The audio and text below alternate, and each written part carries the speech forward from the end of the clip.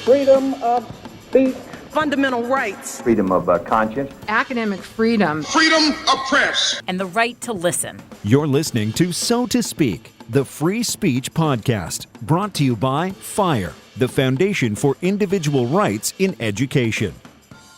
Happy summer, everyone, and welcome back to So to Speak, the free speech podcast, where every other week we take an uncensored look at the world of free expression through personal stories and candid conversations. I'm Nico Perino, and I am your host of So to Speak and the Director of Communications here at the Foundation for Individual Rights in Education.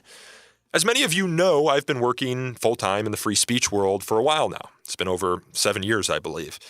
And in those 7 years, it's been my experience that one of the greatest bastions for free speech support rests in libraries with librarians. And in the past few weeks, there have been a few library free expression controversies that have captured headlines. There's the one at Nebraska's Doane University involving a librarian's curation of a Parties of the Past exhibit that featured a photo from the 1920s in which a person was wearing blackface, and for curating that exhibit, the librarian was suspended. There was also the case of censorship at the University of Central Arkansas involving a pro-LGBTQ library sign that featured a Lady Gaga quote.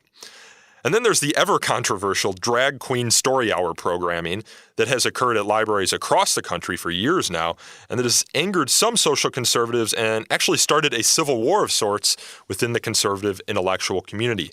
With libraries and free speech again in the news, I thought it was about time we finally got a librarian on the show to talk about how libraries fit into the free speech conversation today and historically.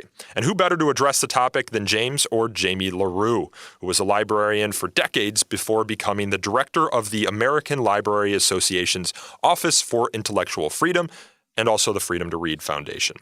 I first met Jamie at a meeting in Washington, D.C. last month and was impressed by his articulateness. I don't know that he's ever uttered an in his life, but I was also impressed by his stories from the front lines defending libraries from censorship efforts over the years. So I invited him on the show to share these stories with you all and to discuss the aforementioned controversies. We recorded this conversation over the internet on Thursday, June 20th. And a quick show note before we begin, we ran into some technical difficulties, so the sound might be a little bit off in this episode, but I hope it's not horribly so. In any case, we should have a transcript available soon if you prefer to read the interview. Now, on to the show. Well, Jamie, thanks for coming on the podcast today. My pleasure. I want to start with asking you perhaps the most simple question. What led you to become a librarian? I think that it came down to a couple of things. One is that from my earliest memories, the first time I saw a bookmobile, I just thought is this for real? Can I really come in here and take books home with me and read them? And I just was amazed by the benevolence of a society that would give you all that stuff for free and give you respectful, interesting librarians to talk to. So I've been interested in libraries since I was 6 years old. When I was in 7th grade, I actually founded the library club at my junior high school. So that was an early version of Geeks R Us. Well, you were a librarian from 1990 to 2014, correct? Well, actually, much earlier than that. I started in 1982 as a professional librarian. I was working as a circulation department head in Springfield, Illinois. Then I became an assistant director. Then I moved to Colorado to be a library director in Greeley. And then I moved to Douglas County in 1990, where I ran a library from 1990 through 2014. Yeah, you were a librarian at quite the time to be a librarian because you were a librarian during the rise of the internet. How did that kind of shape your perspective on the field? Yeah, really fascinating. And in fact, when I got started first at Greeley, the first big wave of automation was to convert from the card catalog to the electronic catalog. And so that that laid the groundwork for the next big connection. In 1996, I think we became the first probably public library in the state of Colorado to connect to the internet and have its own website and all that. And it absolutely was a game changer. We thought that now everybody will come in and they will use this to search remote library catalogs. And the next thing you know, people were showing up to do email and Facebook and social media. And it really fundamentally shifted our notion for how a library became a window to the world. And what about your interest in intellectual freedom? I see that in 2007, you won an award for intellectual freedom. What was happening while you were a librarian that led to that? Well, when I first became the director in 1990 of the Douglas County Libraries, I had had maybe one challenge, where a challenge means an attempt to restrict access or to remove a book from the library. And that was just one, very minor. And when I was in Douglas County, I was there for about 3 months, and I was getting one a week. And I thought, why am I getting so many challenges? And it turns out that about 30 miles south of Douglas County was the Focus on the Family, which was an evangelical group led by Dr. James Dobson. And they had kind of targeted my library as a way to say libraries are not family friendly, and we have to remove everything that would be offensive to this sort of evangelical conservative Christian base. And we became a test case for them. So over the next 24 years that I was there, I had over 250 challenges, not only to books, but to exhibits and art and speakers and virtually everything that a library offers. So I got a lot of practice talking to people that were complaining about library materials. And was the concern over intellectual freedom and access to materials in libraries something that was at the top of your mind prior to that, or is it something that you became interested in through trial by fire? Very much trial by fire. and I guess I thought that, before then I would talk to the occasional librarian who would say, they would get a challenge and they would talk about the difficulty of it, but it didn't seem to be happening all that frequently. But in Douglas County, it was so strange that for a while, I was getting like one a week. And I thought, well, why is that? And the more I thought about that, the more I began to understand that there were some significant underlying patterns. So in 2007, I actually wrote a book about it, because I said, first I thought, well, it looks like it was a religious versus secular, or it was conservative, kind of a tendency towards censorship on the conservative and religious side. But over time, and Douglas County at this point was very, very rapidly growing, and we were the fastest growing county in the United States, which meant that there was a flood of baby boomers with children moving into this county. And suddenly I realized that there was a generational dynamic that was driving a lot of these censorship attempts in my library, and they were no longer coming just from the right or just from the religious group. They were coming from a generation. And so my big insight that I got from that time was that 99% of the challenges that I received fell into one of two categories. They came from parents with children between the ages of 4 and 6, or parents of children between the ages of 14 and 16. And so instead of politics, instead of religion, it was really far more human than that. It was about these periods in a child's life where there's a fundamental shift. You're going from the end of infancy to the beginning of childhood, that's 4 to 6, where you lose control over the environment of the child and they're suddenly exposed to many things that you may not approve of. And then 14 to 16, which is the end of childhood and the beginning of adulthood. And so in both cases, what was going on was a surge in overprotectiveness on the part of parents to say that the best way that I can look out for my child is to preserve their innocence, to preserve their ignorance about the world. And that really changed the way that I thought about censorship and how I talked to people about it. And was there a particular kind of content that they were most concerned with? I know you said the main driver was the age of the child, Yeah. but you were a librarian when Harry Potter came out, and I recall when I was in school, there being some censorship attempts surrounding Harry Potter because of sorcery and magic. Yeah. Were there particular pieces of content that parents were most concerned with? Yeah, there were. Like I can point to some of the ones that seemed to generate the greatest controversy. And I remember it was like Daddy's Daddy's Wedding, I think it was. And it was one of the very first children's books that was about a man who had left his wife for another man, and the boy was trying to kind of come to grips with that. But much to my surprise, when I was trying to say, what is it sexual? Is it LGBT stuff? What's the common denominator? The number one challenge that I received as a type of literature was fairy tales, and that just fascinated me. And I remember on one day I got 2 challenges to Little Red Riding Hood. In the first version of it, Little Red is going off and she's got a basket, and inside the basket there's a bottle of wine and a loaf of bread. She meets the wolf. The wolf runs ahead. The wolf eats Granny. There's the big scene about what big eyes you have. And just before the wolf is about to eat Little Red, the woodman shows up with his axe, kills the wolf, slices open the wolf, and Granny steps out and she's fine. And the very last scene is Granny and the woodman are having a glass of wine, and Little Red is sitting at a table. And the complaint was Granny is a drunk, that we're promoting senior citizen alcoholism. Which I thought was pretty funny. And my response to the person was kind of lighthearted. I said, well, if I had just been eaten by a wolf and sliced open, I want a drink, and I don't think that's unreasonable. And then the second one that I got was a different version where Granny gets eaten by the wolf, and then Little Red gets eaten by the wolf as well. And at the very last scene, you have kind of, she is like a big yellow yolk in the belly of the wolf, and there's a shadow of the woodman at the door. And here the complaint was, I didn't read this to my child, but if I had, she might have been afraid. And that kind of gave me this big psychological insight to say that the real purpose of fairy tales is to say the world is sometimes dangerous. And fairy tales talk about that. They talk about all the ways that things can go wrong, but they also empower you. They give you tools to figure out how can you survive some of these issues that happen. So in Little Red, she had to be observant and she had to be thoughtful, and she wasn't supposed to talk to strangers, right?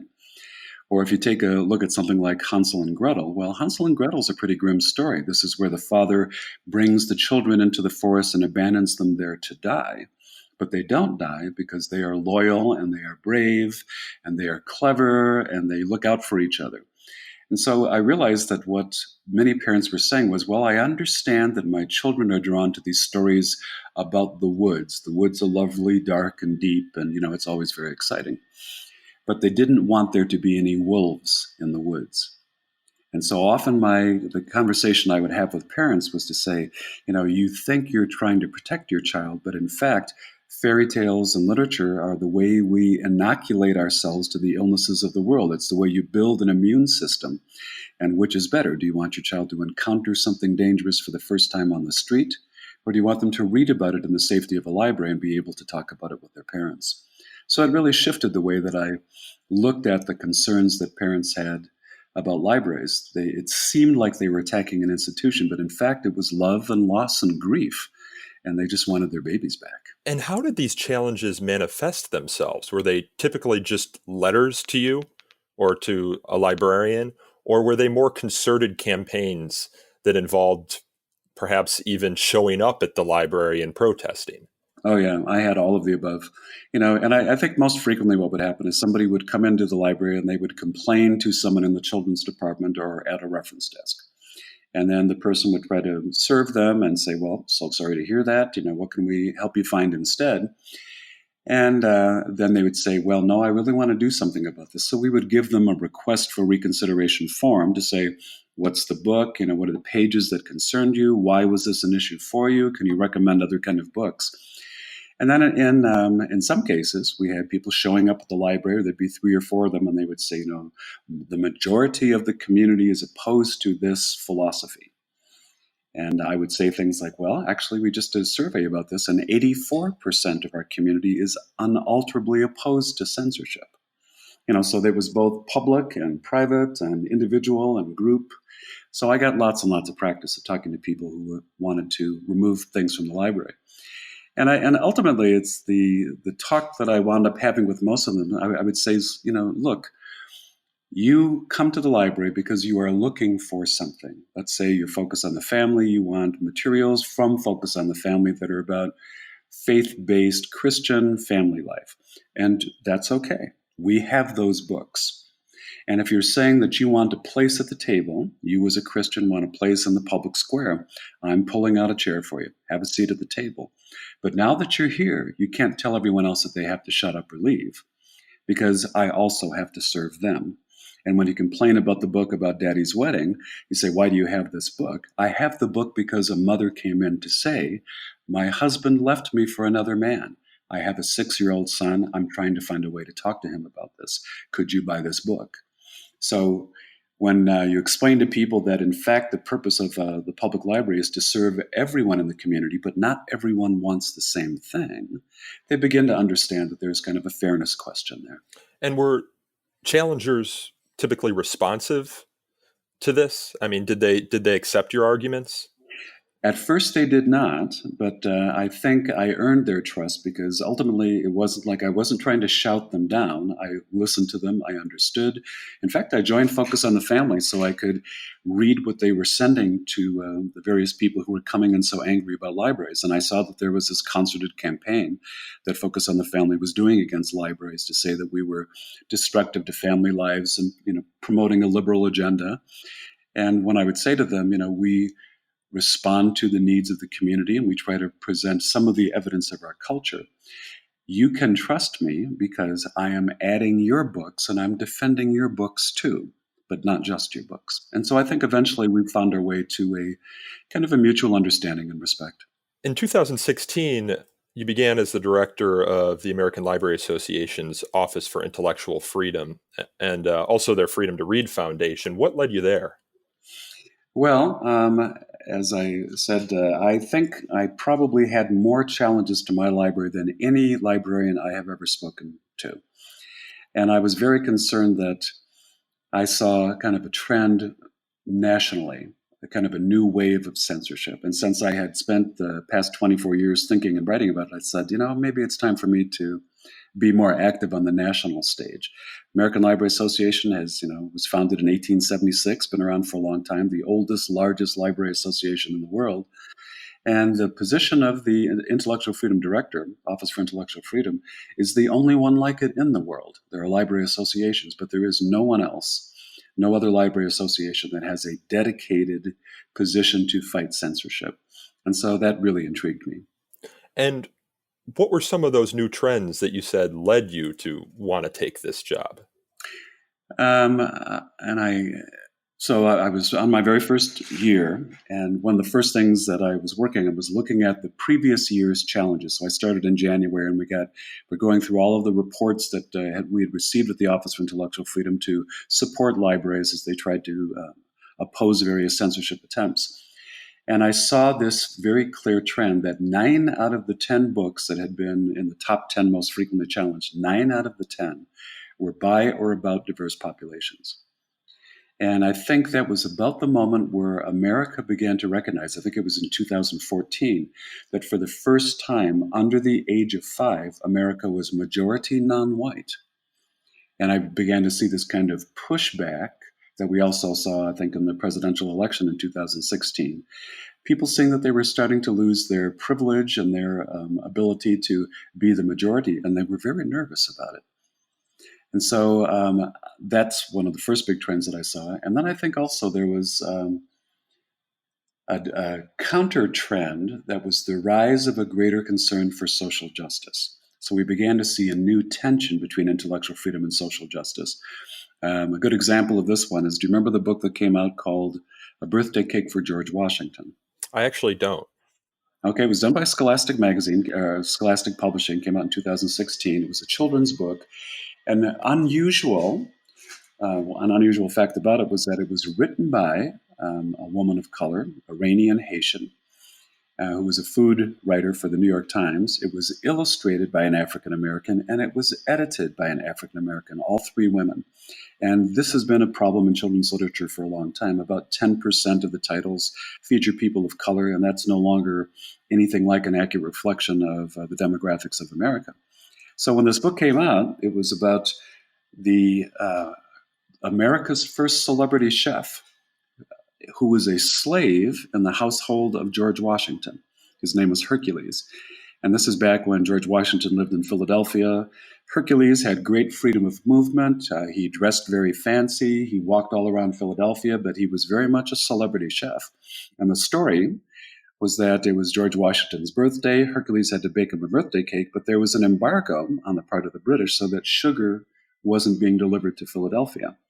And so the whole story is Hercules and his young daughter, are in the kitchen trying to figure out how to make a birthday cake, and they finally decide to use honey.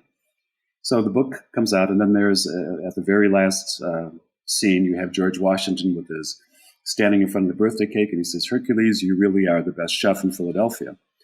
And then there's an author afterward, and it says, this is a true story. And Hercules was not one of the slaves of George Washington, all of whom were manumitted upon his death. He belonged to Martha. Martha did not manumit her slaves. So that's the first interesting historical truth. And then the second thing was Hercules escaped. So the president of our country had owned a slave and who ran away. And years later, they went back and they said to the daughter, "How do you feel about your father abandoning you?" And Hercules and the daughter said, "Well, at least he's free." Now, I was so fascinated by that book. I thought, so we finally have people of color writing children's book, and they tell us a fascinating story about all kinds of things I didn't know about the history of America. When the book first came out, it was well reviewed. It got a couple of early purchases by libraries. And then there was an enormous pushback against the book by many people in the African American community. And they led a social media campaign, #SmilingSlaves. And so their concern was, well, you show this Hercules as the chef, and he's with his daughter, and they're smiling at each other. There's all these loving looks. So the point of this was that slavery is not so bad, right? Scholastic magazine first tried to defend it. They said, well, this is historically accurate. It was written by people of color, edited by people of color, illustrated by people of color. But eventually it got to be such an embarrassment, they announced that they were pulling the book. And on the day I heard that, I went across the street to a Barnes & Noble to try to buy a copy before it disappeared. And they said, no, they've all been pulled from all of the warehouses, from all of the bookstores. And because of something called the Thor decision, nobody saves all these books. They were destroyed. So that was the first time that I saw this, again, tension between intellectual freedom. We say we want everyone to have the ability to tell their stories, even difficult stories. But now, if it didn't hit the right tone, people within that race were pushing back to say, don't tell that story, don't speak. And so I got very keenly interested in this rising tension between intellectual freedom and social justice. At about the same time, and you probably saw this too, PEN America did a study, I think that also came out in 2016, where they talked to, I think it was 4,000 or 8,000 college students who said that support for free speech was falling, but support for social justice was rising. And I really believe that this is very much a core issue at the heart of librarianship right now. What does free speech mean in a time of great social change and an awareness of many historic injustices? What can we talk about, and how do we talk about them? Well, there's a controversy happening right now at Doane University that's probably a good segue from that discussion. At that university, there is a faculty librarian. So this is a librarian who holds a position as, I believe, an associate professor. Yeah. And she put together a display called Parties from the Past. And it was a display that showed parties at Doane University since the 19th century. And within that display, there was a picture of a masquerade party that I believe included some pictures of some images of people in blackface. This is in the 1920s. Right. And there was a student who complained to her about this photo. And this is when all the blackface controversies were happening across the country with the governor of Virginia, et cetera. Yeah. And the student said they were emotionally distraught by seeing the image. And the librarian took this to heart and said, she didn't want to distress anyone. So she took the photo down. But I guess subsequent to that, the university investigated, and despite her having taken it down, actually suspended her. Now, she was reinstated a week later, but this is after not only the photo was taken down, but I guess the whole display was taken down. And so this speaks to that kind of tension between freedom of speech and social justice concerns that you were talking about, and also speaks to a larger question of what is the role of a library or librarian. Is it to set a particular narrative? Is it to make people feel comfortable both emotionally and intellectually? Is scrubbing the past of things that actually happened in the past, truthful events, truthful depictions, something that librarians should do to protect their students, or should they present the past unvarnished? There are some people who said, well, this librarian should have presented more context, for the photo so as to not give people who might be seeing it the wrong impression. And this also raises another question about, often when we think about challenges to library content, we think about books, but librarians do a lot more than just, send books to people or check out books for people or find books for people. They also put together exhibits. They help them access information on the internet, and you can have challenges to that content as well. So I was wondering if you've been familiar with the story. It sounds like you have, and what your take on the controversy is. Well, there's a lot of ways to unpack that. That's a great example. I remember when I first started talking about many of these censorship issues, I would talk to my colleagues in academic libraries, and they would say, oh, censorship really is an issue at universities, meaning that we don't have lots of challenges to books. But the fact is, right now, I think that many of the most profound challenges to free speech are happening at universities. The case that you've got is a good one. There was another one at the University of Oregon where there was a mural that had been done back in about the same time period, 1920s, 1930s. And it was a very sort of white idea that, civilization began, and they would, show way back. There were Egyptians and there were Native Americans, but eventually we reached the flower of civilization that is, America today. It's all white people. And so that's the way people talked at that time. And this big mural was part of one of the walls in the library. And then somebody came in and they vandalized that. And they said, well, this is racist. And yes, it's true that we were not as enlightened in the past as we are today. And it may well be true that we're not as enlightened today as we will be in the future. But the attempt to suppress or withhold this information is a betrayal of the mission of the library. The job is not to make people feel good about everything that happened in history. It's to provide them access to knowledge. And so I think the way that many librarians have tried to do this is say, okay, so if I do an exhibit, and I remember another one that my library did some years ago from the American Library Association, and it was images of propaganda during World War II. And they would show how Japanese people were portrayed in posters and in news articles, and it was deeply, deeply disturbing. But it was a fact. I mean, it was, in fact, what history meant. And so there's that kind of context, which is that, I think that to call for people to suppress information is fundamentally anti-education, anti-library, anti-free speech. More context is better. But a deeper issue that goes on here is this notion that somehow my safety, and this language is often used around social justice, I don't feel safe as a person of color who walks into this institution and sees this mural, and you have no idea how this makes me feel. You should make that go away. But now my safety seems to require somebody else's silence, and it's an emotional safety. And so always in the past, First Amendment law has, the limits on the First Amendment come down to, libel and imminent harm, imminent damage. Someone's about to hit me with something, or I'm inciting people to riot. And so this really tries to move the goalpost to say, my safety, which is something, my emotional safety, which is something that is pretty subjective, it's only known to me, somehow trumps anybody else's right to explore the past. So that's one dimension of what's happening in the universities. The other one, you talk about all the things that happen in libraries, but also happen on campuses, is where we bring in speakers who may have controversial views. And I think, again, we're seeing the same sort of, someone says, I'm a big believer in social justice. You've got Milo Yiannopoulos who comes in and he says very hurtful things. And so even in Berkeley, home of the free speech movement for students some years ago, back in the 60s, now it's like, no, he will not be permitted to speak, and we will riot to prevent him from speaking. So I feel that at this point, the universities are very much the testing grounds for whether or not we still believe in the First Amendment. Well, libraries historically have always been thought of as kind of neutral institutions, depositories for knowledge, places that help you discover and learn new knowledge. But it seems as though in our increasingly polarized environment that these sorts of institutions are being forced to pick a side. At FIRE, we are increasingly asked what we think of speech, not whether it's protected or whether it should be protected.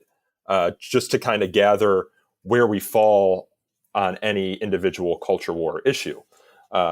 Businesses are doing this. You serve the wrong customer, you could open yourself up to protest. Universities are doing this. You talked about the deplatforming of certain speakers.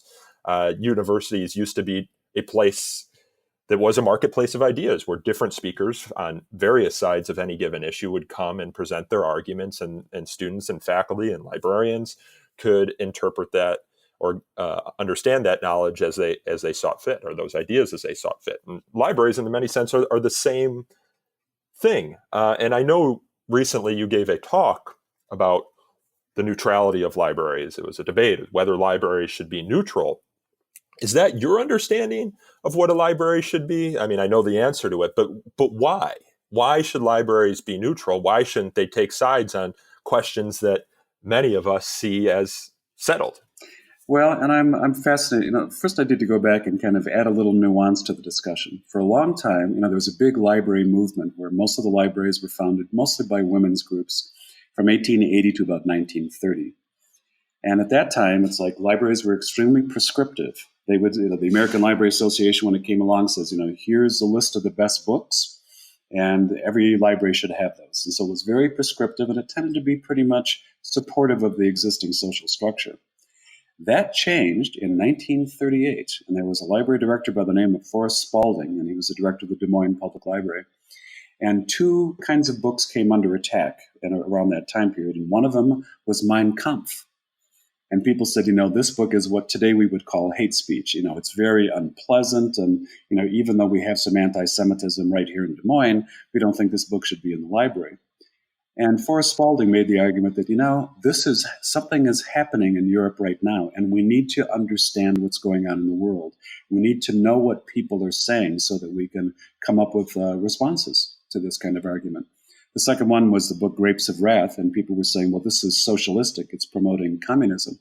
And so you see the same kinds of issues, hate speech and, political viewpoints that somehow were trying to be smeared. We said, the library shouldn't have those. And so Forrest Spaulding put together something he called A Library's Bill of Rights that said for the first time, that laid out this groundwork of support for First Amendment, support for free speech as a fundamental value of librarianship, to say that you should have the right as a citizen to come in and say, I want to examine the evidence and make up my own mind about them. And so and at the time that all this happened, Forrest Spaulding said something like, today indications in many parts of the world point to growing intolerance, suppression of free speech, and censorship affecting the rights of minorities and individuals. That could have been written today. Mm-hmm. And so I find there's like an eerie resonance to that. So the notion that libraries step out to say we're neutral doesn't mean that we favor or we don't have values. It means that we will present the evidence to the culture so that you can make up your own mind. And one of the examples I have for something like this is, to get it out of politics, we provide free meeting rooms. And so if you open up a meeting room to anybody, you have to open it up to everybody under the same rules. And I remember getting a call, I spoke about this in my talk, where I got a call from a library director, and he says, someone booked the meeting room, and they wound up showing a video that was anti-vax, anti-vaccination. And they got 50 people. They were thrilled with the response. They said, gee, that was great. We'd like to do it again. And this library director says, but I know that this is settled science. Vaccinations do not cause autism, that the claims being made about this stuff are absolutely false. And by allowing this to happen, am I not physically endangering my community? And so as we talked them through, I said, your policies mean you do have to allow them to meet, but you still have the opportunity to act. You can say, welcome to our meeting rooms. We've put a series of articles and books about vaccination along the site if you would like some more information. So you can provide the other side of the story. Or after this, you can say, now we want to do a library-sponsored program where we're going to bring in community health experts, and we're going to talk about the actual science, and we're going to tell you what the real story is. So it isn't necessary to suppress a viewpoint that you disagree with or to be false in order to present something that is more correct and that builds a better community, builds a stronger community. So complement with complement with an E, the programming that's being put on through the rental of the meeting space. Exactly. So to say, well, there are some views out there and everybody's entitled to their opinions, but you're not entitled to your own facts. And so the way that you one of the famous comments of one of the Supreme Court justices is that sunlight is the best disinfectant. If you have hate groups that are meeting in your community, do you want to know about it? Do you want to be able to go in and listen to them and find out who they are and what they're saying? Or do you want it all to go underground? Even in Germany, where my daughter happens to live right now, they've long had, after World War II, very fierce laws that you cannot speak anti-Semitic stuff. You can't, have the Nazi symbols, it's just absolutely forbidden by law. You can't have a copy of Mein Kampf as well, I believe. Until it got into the public domain, that was correct. And yet, neo-Nazism endured in Germany and is again seeing sort of a spiking.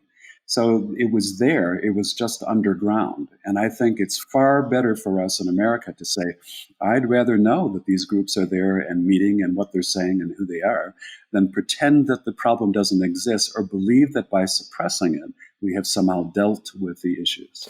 There's a controversy going on right now that kind of speaks to this question of institutional or library neutrality. And I'm not sure if you're familiar with the case. I just heard about it a day or two ago. It's at the University of Central Arkansas. And they had a sign placed outside their library as part of the Pride celebrations happening nationally this month. They placed a sign that had a quote from Lady Gaga that said, "Being gay is like glitter. It never goes away." And the library posted this on its Facebook page with a message that said, "We have so much love and respect for the LGBTQ members of our community."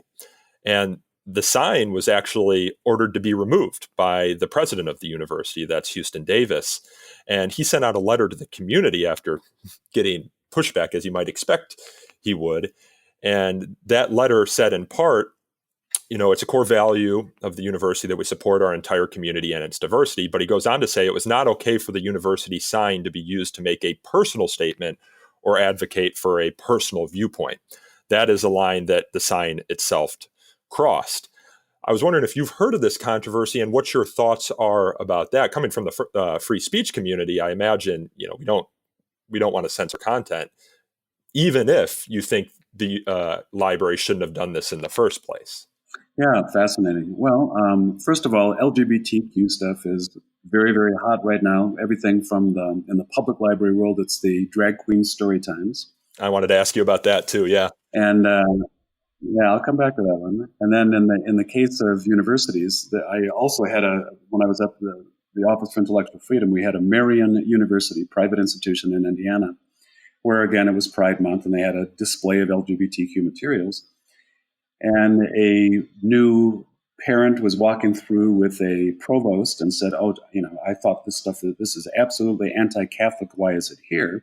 And the provost then directed the library staff to remove this display.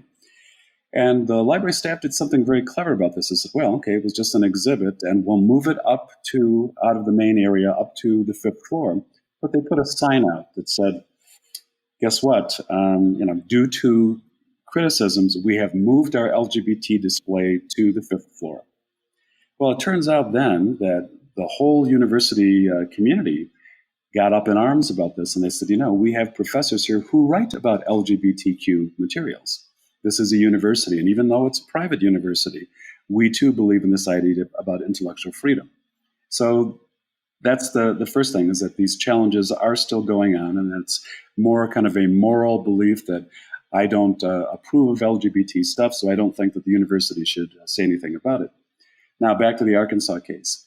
If somebody were saying, we serve everyone with respect, and that includes the historically marginalized groups, LGBT and African Americans, and we firmly commit to serving everyone, that's a statement of institutional purpose.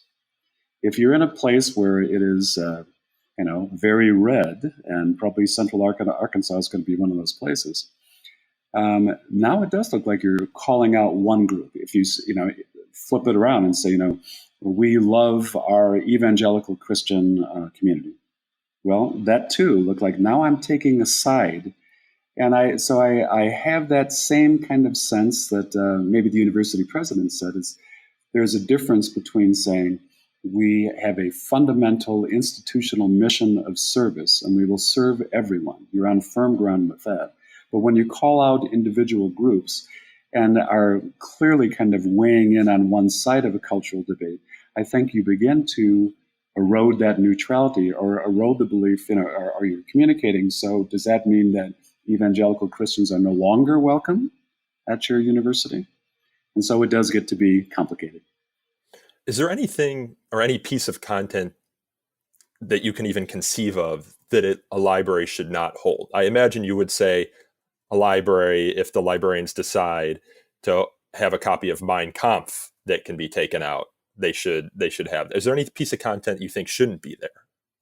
Or have you had an experience in your career in which a library had a piece of content that was challenged and you were like, I'm not so sure about that one?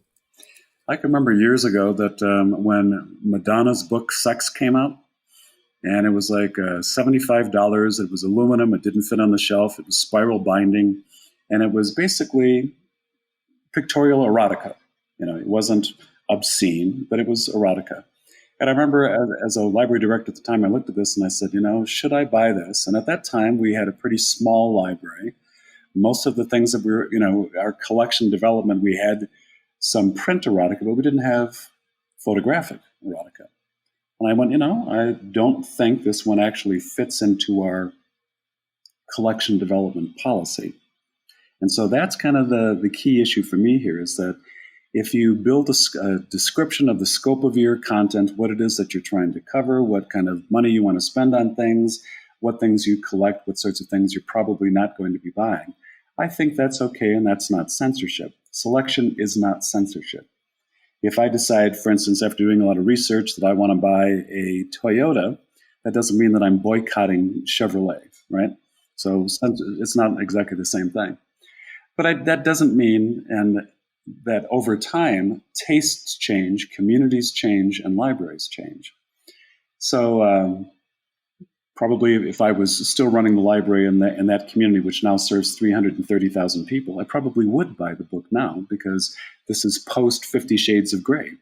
The community changes and libraries change to reflect both the cultural shifts and the shifts within their own community.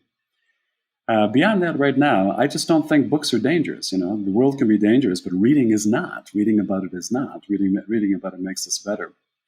So, we have often when I talk to when I was at the Office for Intellectual Freedom, this is exactly the question I would get asked by every radio talk show host. Now, admit it, there are some books that should be censored, right?